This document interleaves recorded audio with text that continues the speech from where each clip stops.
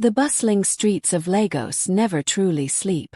Even in the early hours of the morning, the city hums with life.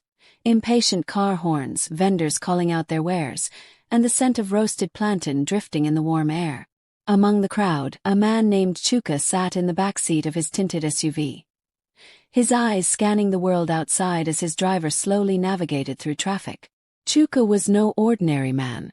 At just 40, he had built a business empire spanning real estate, tech, and logistics.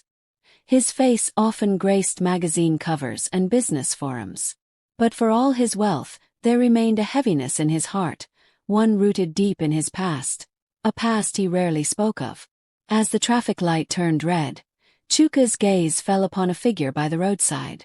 A woman dressed in tattered clothes, holding the hands of two small children, one barely walking, the other with dust-smudged cheeks, clinging to her leg. She held a torn piece of cardboard with the words, "Please help us," scribbled in uneven letters. Chuka felt a strange pull. Something about the woman's face seemed eerily familiar. His heartbeat quickened, memories flooding his mind. A youthful face, laughing by a riverside, eyes that sparkled under the sun. Could it be? "Stop the car," he commanded, his voice barely above a whisper. His driver hesitated, surprised by the sudden order. But one look at Chuka's face told him this wasn't a request. The car eased to a halt by the curb.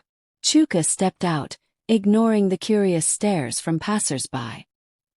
He approached the woman, whose eyes remained downcast, avoiding contact like someone used to being invisible. "Madam," Chuka called gently. She flinched. Slowly, her face lifted, and their eyes met. Time seemed to freeze. The woman's face was gaunt, her skin sun-darkened and weary. But the eyes, those eyes hadn't changed. Chuka's throat tightened. "Amaka," he managed to say. The name hit her like a thunderclap. Her eyes widened in shock, mouth trembling as if to speak, but no words came out. The children clung tighter, sensing their mother's unease. It had been over 15 years since Chuka last saw her. She had been the girl next door, his first love, his childhood confidant. They had promised the world to each other, dreaming of escaping their struggling neighborhood. But life had cruelly torn them apart. Amaka's face crumpled as tears welled up in her eyes. She tried to turn away, ashamed of what she had become. But Chuka gently reached out, his voice firm yet kind. "Amaka, what happened to you?" The traffic moved on, the world oblivious to the reunion happening on the side of the road. A silence settled between them, thick with unspoken words, buried regrets, and lingering pain. And just like that, one chance encounter in the chaos of Lagos was about to unravel a story no one could have predicted. Amaka's lips trembled as she struggled to form words. Her eyes darted away, the shame written across her face like a painful scar. Chuka could see the weight of years in the lines on her skin and the quiet sorrow in her expression. I didn't think anyone would recognize me," she finally murmured, her voice barely audible over the city noise. Chuka crouched down so he was eye level with the children. They stared back at him, big, curious eyes that reminded him so much of a time long gone. He felt a pang in his chest. "Amaka, where have you been all these years? What happened to you?" Chuka's voice was gentle, but the urgency in his words couldn't be hidden. Amaka took a shaky breath. "Life happened, Chuka. After my father died, things fell apart. Had no one, no money. I tried, I really did. But Lagos is not kind to people like us." Her voice cracked, the pain she'd buried for so long breaking through. She motioned to the children. "These are my babies, Neka and Ifani. Their father. He left us when Ifani was just a baby. I've been begging on these streets ever since, trying to keep them alive." Chuka's mind reeled. The girl he once knew, so full of life and dreams, reduced to this. He felt a wave of guilt. He had left the neighborhood in search of success, chasing wealth and power, and somewhere along the line, lost track of those he cared about most. The little girl, Neka, tugged at Amaka's skirt. "Mama, I'm hungry," she whispered. Chuka's heart broke. He reached into his pocket and pulled out a bundle of Naira notes, but something about Amaka's expression made him stop. There was pride in her eyes, even through the misery. "I'm not asking for your pity, Chuka," she said softly. "I've survived this long without it." He nodded, understanding. "Not pity, Amaka. Help. The kind you deserve." Without another word, he gestured to his driver. "Take them to my house. Get them food, clothes. Everything." Amaka hesitated, fear and disbelief warring within her. Could she trust him? Would this be another promise broken like so many before? But something in Chuka's face told her this was different. "I'll come too," Chuka added.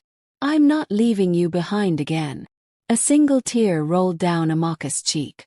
She nodded, finally allowing herself a flicker of hope. As the SUV pulled away, the city faded into the background.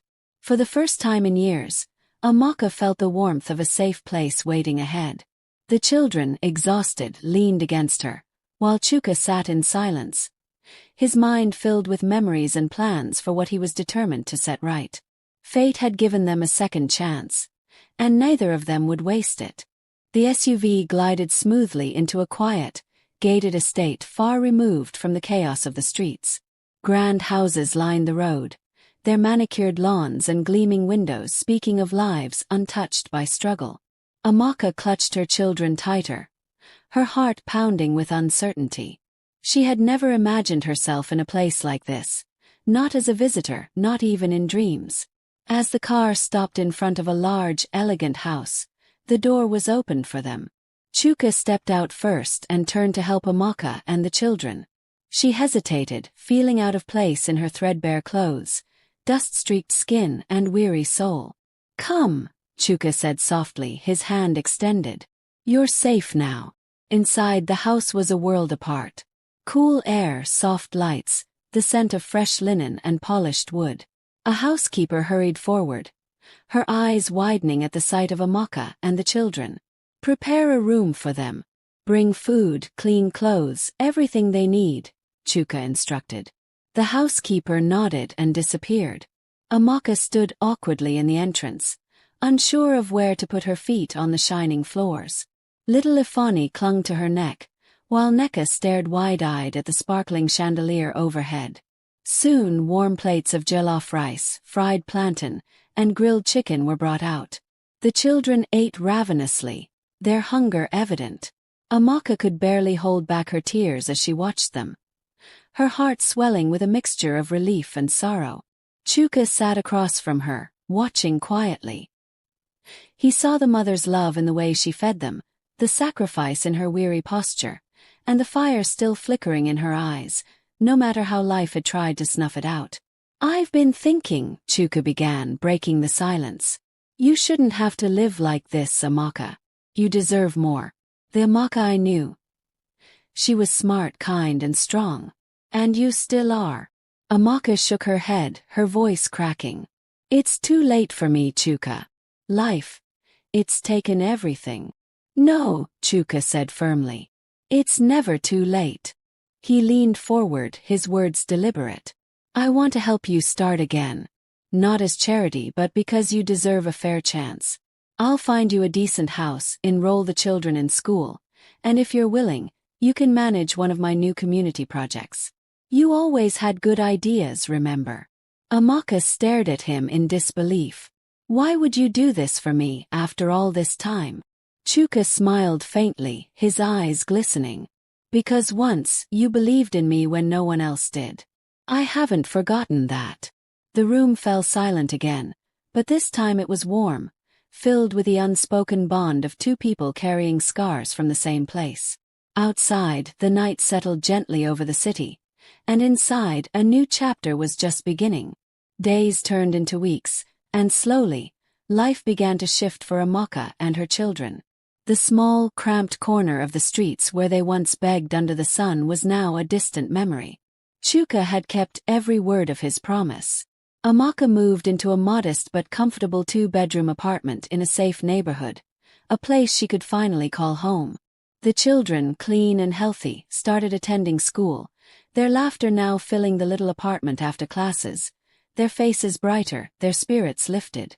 Nneka took to reading, while Ifeanyi loved playing with toy cars, simple joys that had once been unimaginable luxuries. Chuka visited often, not as a benefactor, but as an old friend rediscovered. They would sit together in the evenings, reminiscing about the dusty playgrounds of their youth, their childhood mischiefs, and the shared dreams they once whispered by the riverside. "You know," Amaka said one evening, her voice soft as the sunset painted the sky, "I used to imagine what life would have been like if we never lost touch." Chuka smiled, watching the children play. Maybe it was meant to happen this way, so we could meet again when it mattered most. Amaka had accepted his offer to manage a community outreach program, one that provided vocational training and small business support to struggling single mothers, street vendors, and widows. It wasn't just a job. It was a purpose. She poured her heart into the work, guiding women who, like her, had been overlooked by the city's bright lights. People began to notice the change. The woman who once begged on street corners now spoke confidently in meetings, organized events, and sat with government representatives advocating for the forgotten. Amaka's story spread quietly through the city, not as a tale of charity, but as one of resilience, hope, and the power of second chances. One evening, during a gathering of beneficiaries and supporters of the outreach program, Chuka stood to speak. "There are people in this world," he began, his voice steady, "who carry strength within them even when life tries to break them. People who refuse to give up, no matter how dark it gets. Amaka is one of those people. Her story reminds us all that no matter how far we fall, with a little help and a lot of courage, we can rise again."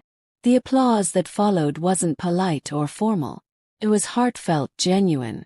Amaka stepped forward, her voice clear and sure. "I'm not special," she said, glancing at the faces around her. "I'm just proof that kindness can change lives. And we must pass it on."